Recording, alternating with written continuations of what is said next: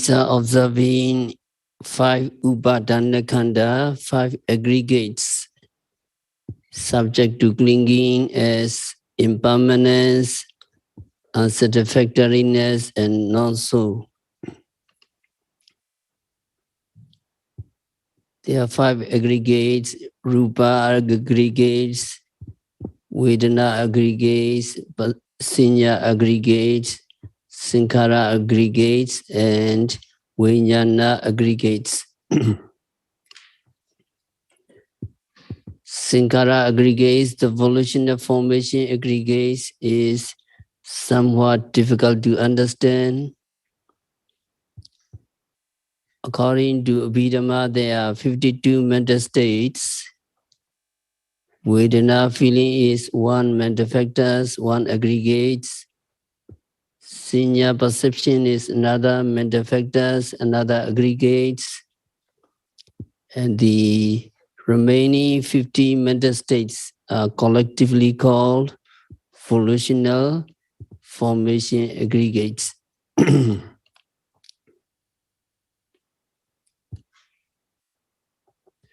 So there are 14 akusala saṅkhāra. We finish moha, airika, nuttava, uddhacca, lobha, ditthi, mana, dosa, isa, micciriya, kokoja, and today tina, medha, and vicikicca.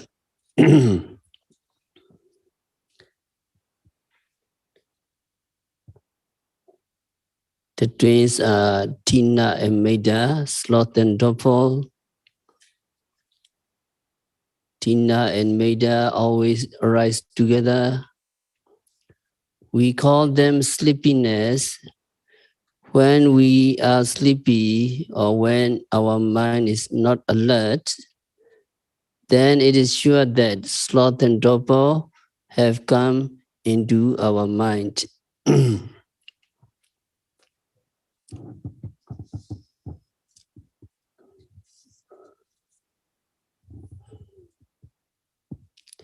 Sloth is sluggishness or dullness of mind, dullness of consciousness.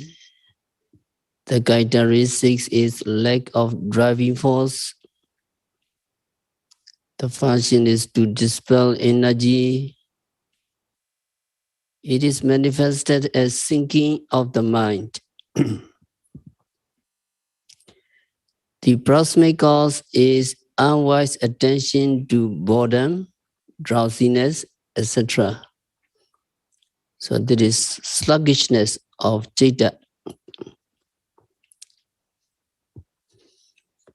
Medha, trouble is morbid state of the mental factors. That means sluggishness of mental factors. Tina has to do with citta. The other Medha has to do with cetasika. Since citta and cetasika always arise together, Tina and Medha also always arise together. They are never separated.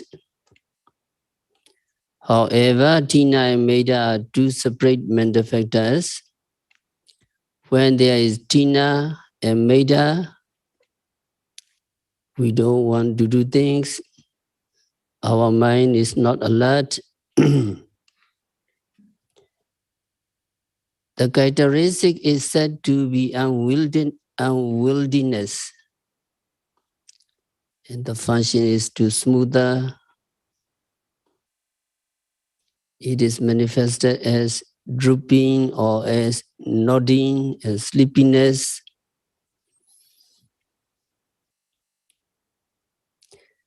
And the proximate cause is the same as that of sloth.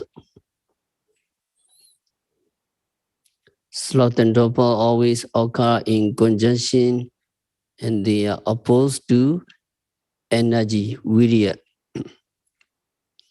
When yogi have energy, sloth and doppel cannot come into your mind. If you have energy, you do not feel sleepy. Sloth is identified as sickness of Citta consciousness, so it is Citta Gilinya. Torpor Meda as sickness of mental factors, it is called Kaya Gilinya. As a pair, they constitute one of the 5 mental hindrances, which is overcome by Vitaka initial application. So there is one controversy about Meda. So please be patient. It is from Abhidhamma. Controversy about Meda. There were some teachers who thought Meda was Rupa. So there is a book called Vimodimagga. Vimodimagga is considered to be older than the Visuddhimagga. In the Vimodimagga, Meda is mentioned among the material properties. Meda is mentioned as the material quality, not a mental quality. So Vimodimagga is said to belong to one sect in Sri Lanka. Some say that this Meda is Rupa. That is not correct because like Kamachanda, sensual desire, etc., it was included in those which should be eradicated. In Abhidhamma, there are dhammas which are to be eradicated by the Sotapadimagga, first enlightenment. Among them, Meda is mentioned. So since Meda is mentioned among those which can be eradicated, Meda is not Rupa. Because Rupa is said not to be eradicable. Since Meda is included in those that can be eradicated, Meda cannot be Rupa. Meda is Nama. Meda is a mental factors.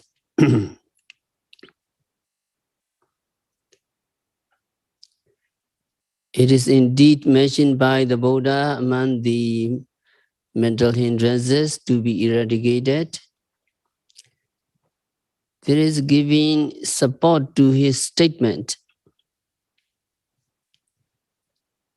But Rupa is not stated among those that are to be eradicated by the first path, by the Sotapadimagga, etc. Rupa is mentioned as not to be destroyed, not to be eradicated. So Meda cannot be Rupa since it is mentioned among the things that can be eradicated. Then other teachers said his view was correct because of the words of the Buddha. So Buddha said, Bhikkhu, Rupa is not your own. Give it up. Buddha said. So the other teachers picks up that Buddha sentence, the statement of the Buddha, and then that other teacher argues against those who take Meda to be Nama. Since Buddha said, Rupa is not your own, body is not your own, give it up, there seems to be an indication that rupa can be eradicated. So it is a dialogue. The other teacher also based his argument on the words of the Buddha. Buddha said, Bhikkhus, body is not your own, rupa is not your own, so give it up. Then let us say there is the other teacher and our teacher. Our teacher is always correct, and the explanation given by our teacher is that what the Buddha meant there is not to give up rupa, but give up attachment to rupa. Attachment to rupa is meant when Buddha said, give it up. So the eradication of attachment, which has rupa as an object, was meant there.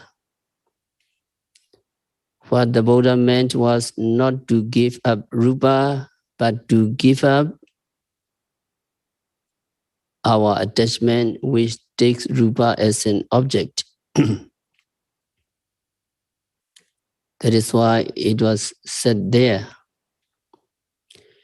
And Buddha continued by saying, throw away attachment to that rupa and so on. In the same discourse, so be aware, it is very important that when we read something, that we read the whole things and not just a portion of it and then make our conclusion. In the sutta, Buddha did not just say, rupa, body is not your own, give it up. But Buddha continued by saying, throw away attachment to rupa, and so on. So what is meant there is not to give up rupa, not to give up body, but to give up attachment which takes that rupa as object. Then the other teacher might say, among physical and mental metas, they took it that there were two kinds of meta. One is rupa meta and the other is nama meta. One physical and one mental. Among these two metas, mental meta is meant or preached there in that passage. So there is still another meta, which is rupa, is what they would say. Then our teacher answered, no, because it was not specifically said that mental meta was meant there. Buddha did not use the words mental meta. Buddha used just meta. Since just meta was used without specification, we cannot say there are two metas. That mental meta was meant there.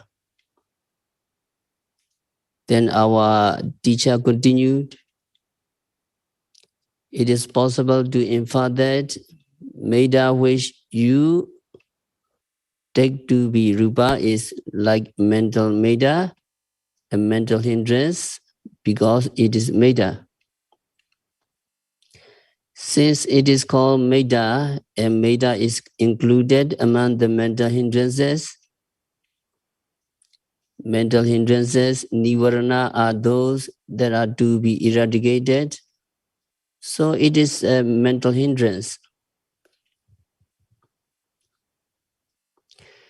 Yet it is to be decided that Meda is not Rupa because it was mentioned as a co-associate. It is another reason given by our teacher. Meda is said to be a co-associate. It is associated with consciousness. It is associated with other mental factors. This co-association is mentioned of mental aggregates only. Only the mental aggregates, only the mental states, only the consciousness and mental factors are said to co-associate. Mind is not said to co-associate with Meda, or Meda is not said to be co-associated with mind. So Meda is not Rupa because it is mentioned as a co-associate. It was mentioned as a Cetasika, mental factors.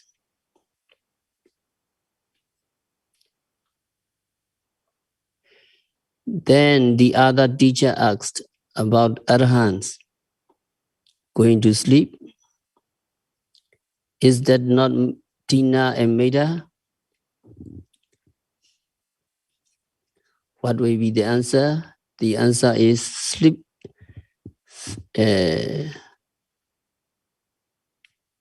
Sleepiness of Arhans who are free from kilesa, mental defilements, is caused by the fatigue of the physical body.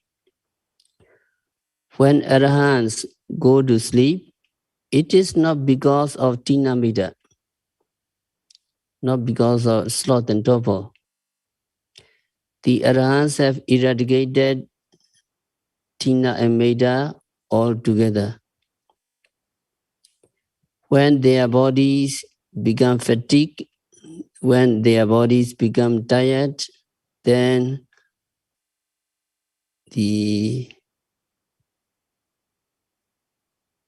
the weakness of those sentient bodies cause their minds to lapse into Bhovenga, life continuum, a sleep-like process. So it is a series of sleep-like consciousness owing to the fatigue and weakness of the physical body. The minds of these arahants lapse into Bhovenga, life continuum. So that is what we call the sleepiness of arahants.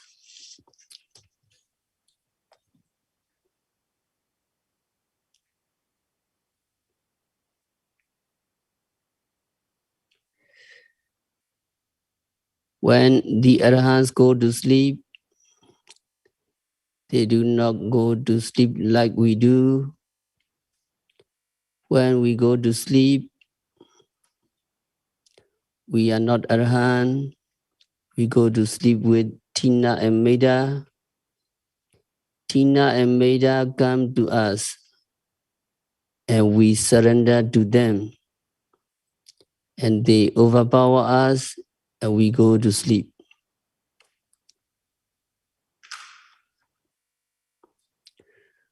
When arahants go to sleep, they do not sleep because they are overpowered by Tina and Meda. It is because their physical bodies become tired. The physical body needs some kinds of rest. So the sleep of arahants is not caused by Tina Meda. The sleep of arahants is not accompanied by Tina and Meda.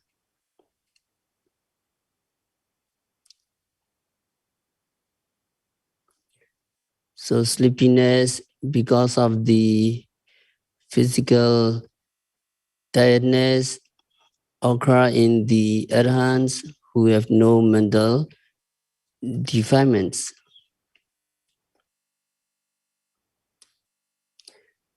At one time, the wandering ascetic Sichaka asked Buddha, Buddha, have you slept in the daytime? Sichaka, wandering ascetic, asked Buddha, yes, I remember. I slept daytime in the last month of the summer.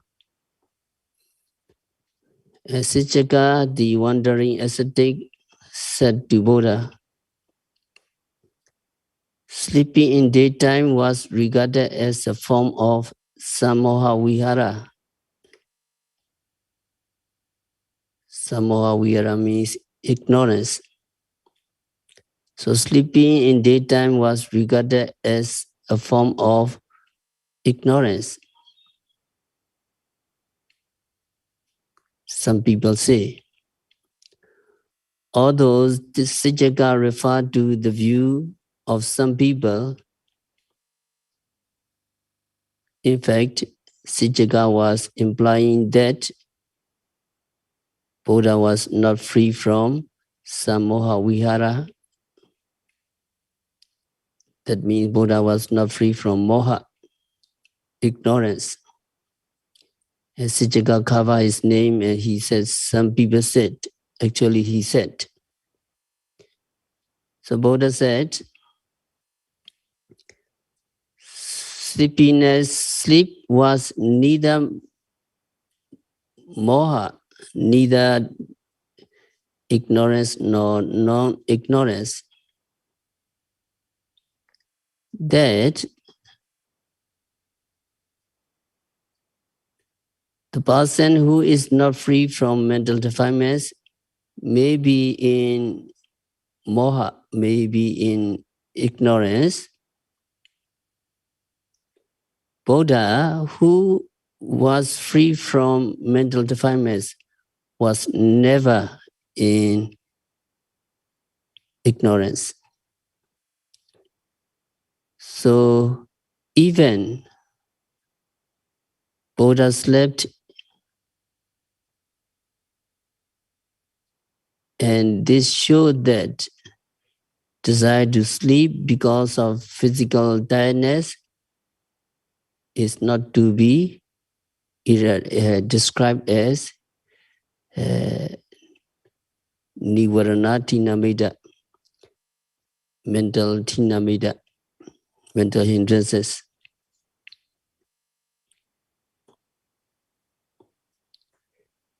So we cannot say Meda is Rupa.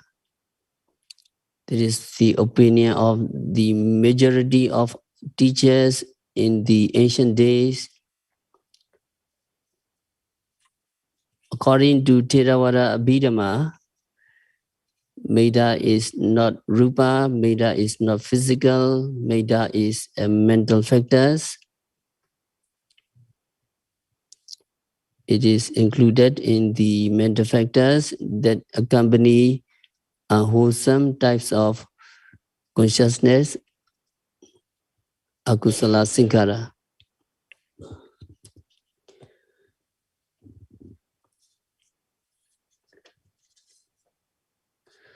So sloth and torpor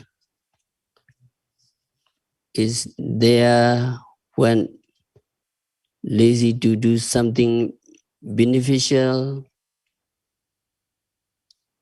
The person is lazy to perform charity, even small amount of charity.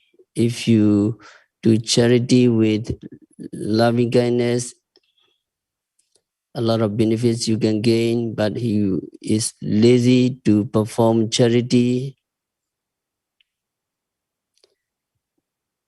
So only just by taking 5 precepts, you can get a lot of benefits. If you observe sila,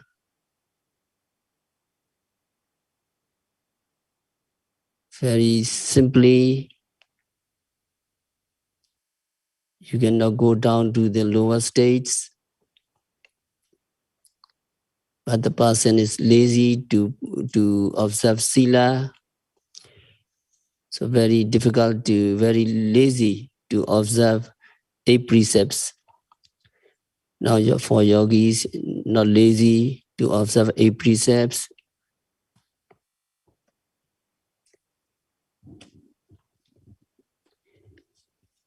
Some people lazy to develop metta. Metta is very easy. Whenever you encounter beings, may he be well, happy, and peaceful. May he be free from physical and mental suffering, etc. You gain a lot of benefits. A small amount of metta can be developed, and unnecessary anger, hatred, grudge, resentment, and other undesirable results can be avoided. A lot of benefits you can gain. But the person is lazy to radiate metta. It's very easy to radiate metta. May I be well, happy, and peaceful. May you be well, happy, and peaceful. If you radiate metta sincerely, you can sleep well. You wake in comfort. Your mind is pure, and then you have no evil dreams. By developing metta, you are dear to human beings, and you are dear to non-human beings. All devas love you. And you are protected by deities.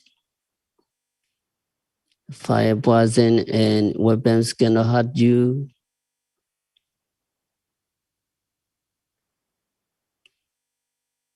The metta radiation everybody like, and you not lazy, and you radiate metta. Your mind is easily concentrated. And physical appearance, the expression of your face is serene. Importantly, when you die unconfused, mind is clear. So if you do not penetrate any higher stages, if you maintain your jhana by developing metta, you will be reborn in the Brahma realms. So to enjoy these benefits, you should practice loving kindness, but the person is lazy. He don't want to do metta. Lazy to listen the Dhamma talk. Lazy to practice meditation. Don't say 1 month, 2 months, 3 months. Even the few hours he don't want to practice meditation, he's lazy. And some people practice meditation but not energetically and wholeheartedly. Now here in the meditation center, intensive retreat, yogi practice very seriously. So the kinds of serious intensive practice they're very afraid of.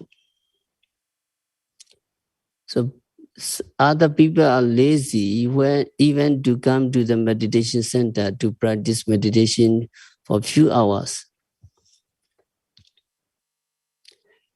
If asked, those people say, I want to attain Nirvana.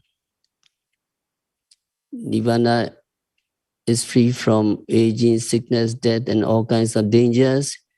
Nirvana is really cherished to be desirable. but they are lazy to practice meditation. That is directly conducive to the attainment of Nibbana. That is meditation, but they are lazy to practice. And they are not even willing to listen to the Dhamma talk. Some love to listen the talk, but lazy to put it into practice. So other people come and practice, but not effectively because they are lazy. So the result, sloth and torpor or laziness forms an obstacle to the Dhamma attainments.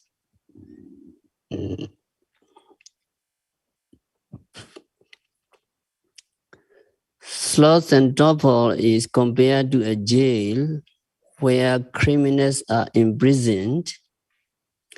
Prisoners do not have the opportunity to enjoy any entertainments as cinemas,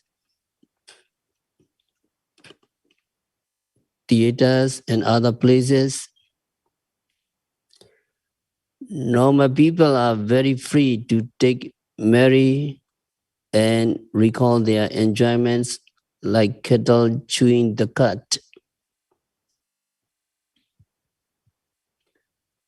So normal people delightfully share with each other their experience of wonderful entertainment. They recalled how pleasantly the music is played, the actors and actresses speak melodiously, the singer are very charming, and the dancers are very beautiful. They delightfully shared with each other their experience of these wonderful entertainment. In this way, they enjoy the several kinds of entertainment, comedy, thrillers, tragedy, or whatsoever. But a prisoner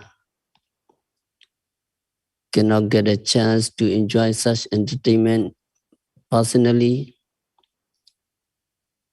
He cannot take much delight in the entertainment narrated by other people because he has no own experience. In the same way, the lazy person would not come to listen to Dhamma talk like this. Intensive retreat, they never do. Even if people share this talk with him by explaining what the topics of the talk was and how it was elaborated and so on, he would not be able to appreciate that Dhamma. So in this way, even at the very outset, the lazy person has lost the taste of the Dhamma. Of course, only those people who have practiced the Dhamma diligently can appreciate unique flavor of the Dhamma. So many yogis explain their experience in the interview, the delightful experience. They just about their own experience.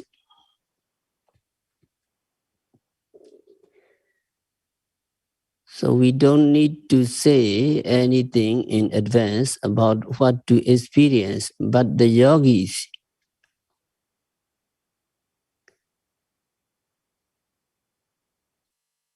experience themselves this stage. So some meditators experiencing the unique flavor of the Dhamma become so joyous that they have to, we have to remind them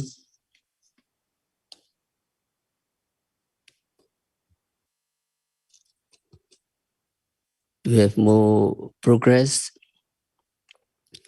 So we have to remind them not to waste the time enjoying the flavor of the Dhamma.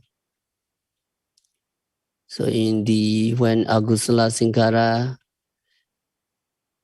sometimes desire, sometimes depression arises, just note and reject. But when kusala saṅkhāra, piti, happiness, saddha, faith in the practice, happiness arises, yogi have to note and improve. So we have to remind them to note your happiness. When you see light, you have to see, you have to know seeing. When you feel happy because of the good practice, so piti sukha arise, note it. And note and it disappear, and then you progress. So indeed, unique is the taste of the Dhamma, as the Buddha said. Sabbarasan dhammaraso jinati. The Dhamma flavor excels any flavor else. So Buddha said, the taste of the Dhamma. So there are different kinds of flavors in our life. You can experience one kind of flavor when eating, another kind when seeing, another kind smelling, another kind touching, or anything else you name. None of these flavors can compete with the Dhamma flavor, Dhamma rasa. At one time, one female yogi reported her unique experience of Dhamma flavor. The Dhamma flavor cannot be compared to any flavor else. In her life, she said, she had enjoyed many different kinds of flavor in her life, like flavor in her successful business, in a happy marriage, happy family life, and so on. Then she reported inspiringly that she had found the Dhamma flavor excel any flavor else. Most probably some of you here in this yogi have ever experienced the taste. So those who practice without laziness can experience the taste of Dhamma. So now yogi practice the whole day, the whole week, the whole month, the whole 2 months, practice continuously and seriously. Yogi never lazy. Without laziness you practice and you can experience, because you experience the taste of Dhamma. But the unique taste of Dhamma cannot be shared with any other people, particularly with lazy people who never practice. However much I speak in praise of the Dhamma flavor, non-meditators would not understand it, like someone who cannot understand the flavor of the food. that he has never tasted, no matter how ever articulately we explain it. So the flavor of Dhamma can be understood only with those yogis, yogis experience. So only meditators can understand the Dhamma flavor. Indolent people, lazy people are totally in the dark about the Dhamma that progressively leads to the bliss of Mega, Pala, and Nibbana. So if the person is lazy, he would miss the great opportunity, although he lived during the shiny glory of the teaching of the Buddha. That is why a lazy person is compared to a prisoner who has no access to enjoyment. So we don't put ourselves in the jail of laziness. We try our best to get free from laziness, like a prisoner who always tries his best to be released from jail. True, it is not unusual that we are sometimes lazy to do something beneficial. Laziness may not be always a big problem in daily life, but during intensive practice, however, it is very important to note and remove Tinamida. As soon as we notice it, some signs, just as weariness and boredom. So remember, to be lazy means to be imprisoned, and when Tinamida arises, we akusala saṅkhāra, we note and reject it.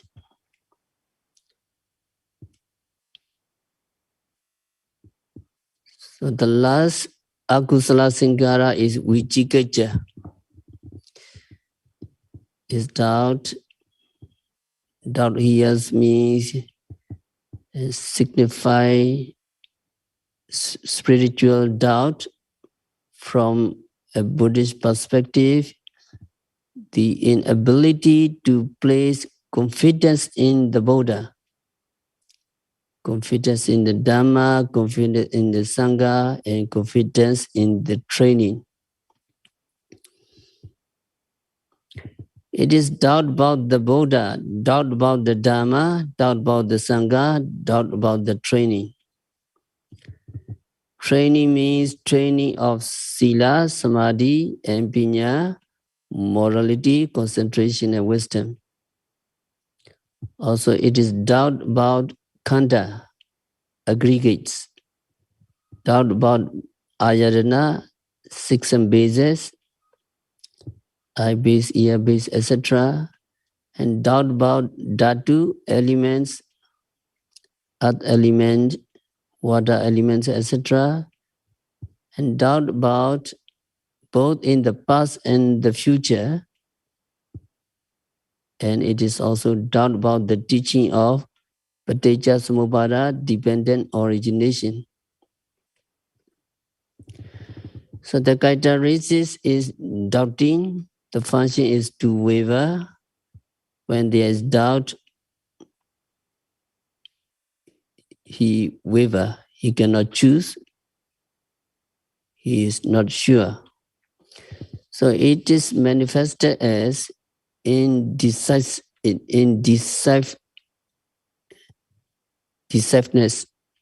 decisiveness, and as taking various sides.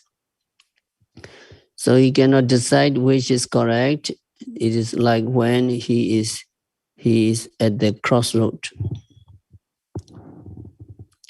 He do not know which way to take. The proximate cause is unwise attention. So here doubt means about the Buddha, doubt about the Dharma, doubt about the Sangha, and so on. Sometimes at the crossroads, he is not sure whether to turn left or turn right. So that doubt is not akusala doubt, unwholesome doubt. It is just lack of understanding. Even arahants can have such doubt. Sometimes even they don't know if a particular action is allowable or not, if they are not well versed in Vinaya discipline. Not every doubt is Vichiketa. In a Buddhist perspective, it is doubt about the Buddha, doubt about the Dharma, doubt about the Sangha. So if he have doubt about the Buddha, whether there was a Buddha at all, whether Buddha really possesses Sabhinyutanyana, omniscience, or whether the Buddha was really fully enlightened one. This kind of thinking is called doubt. So the doubt is described in Visuddhimagga and Attasalini as doing harm to the practice.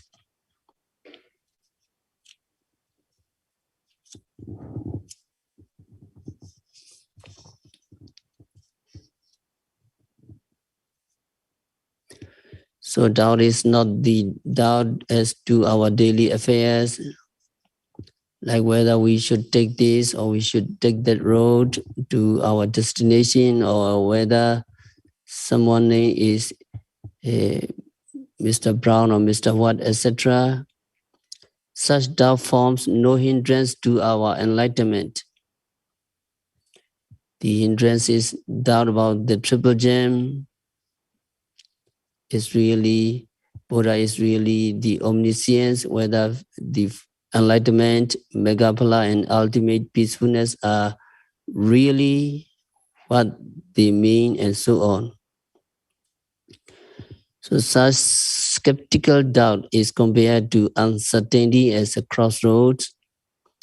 Suppose, for example, a trader as a crossroad, when he reached the forest, feels uncertain of whether he should turn right or turn left, while the robbers are in hot pursuit in him. Unless he can overcome his uncertainty before too late, the robbers may catch and kill him right on the spot. So meditators resemble a traveler who goes into a new place, a place you have never been to. Of course, yogi have never been to Nirvana. You be only just momentary Nirvana. So yogi have never been to Nirvana, which is therefore figuratively called as a place you have never been. That is akatandism. So in the external world, there is no place you have never been to in the rounds of long samsara. So you think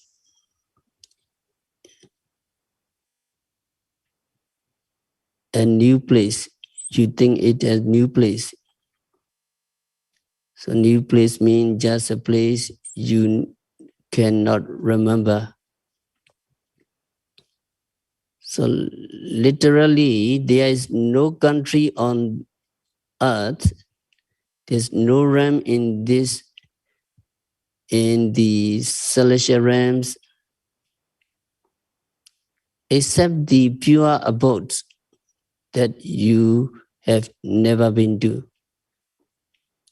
So you have been to all places. But Nibbana and the path to Nibbana transcend ordinary human experience. So exactly like a traveler to a new place in this world, Nirvana is totally new to us, and so we should strictly follow the guidance given by the Buddha without skeptical doubt about the Dharma. So Satipatthana meditation instruction you understand very well. It is very, very simple.